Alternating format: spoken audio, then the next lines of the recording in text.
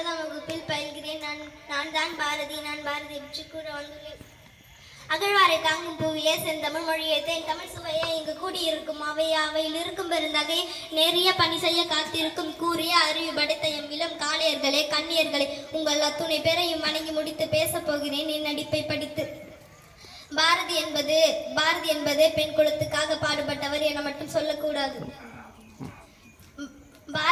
பாரதி என்பது பெண் குலத்துக்கு மட்டும் பாடுபடுவர் என சொல்ல முடியாது. அச்சமில்லை அச்சமில்லை அச்சம் என்பதில்லை, இச்சகத்தில் எல்லோரும் என்ற போதிலும் அச்சமில்லை அச்சமில்லை அச்சம் என்பதில்லை, துச்சகத்தில் எல்லோரும் எண்ணி நம்மை போதிலும் அச்சமில்லை அச்சமில்லை அச்சம் என்பதில்லை, இச்சகத்தில் எல்லோரும் எதிர்த்திருந்த போதிலும் அச்சமில்லை அச்சமில்லை அச்சம் என்பதில்லையே, பிச்சை வாங்கும் முன்பு வாழ்க்கை இழந்து விட்ட போதிலும் அச்சமில்லை அச்சமில்லை அச்சம் என்பதில்லையே, கோழையாக வாழ்ந்தாலும் ஒரு நாள் வீரனாக வாழ்வதை விட பல நாள் கோழையாக வாழ்வது மேல் என்று பல பேர் நினைக்கிறார்கள். ஆனால் பாரதி கூறுவது அவையல்ல.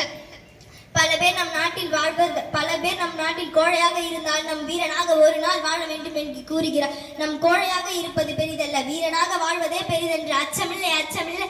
அனைவருக்கும் நன்றி.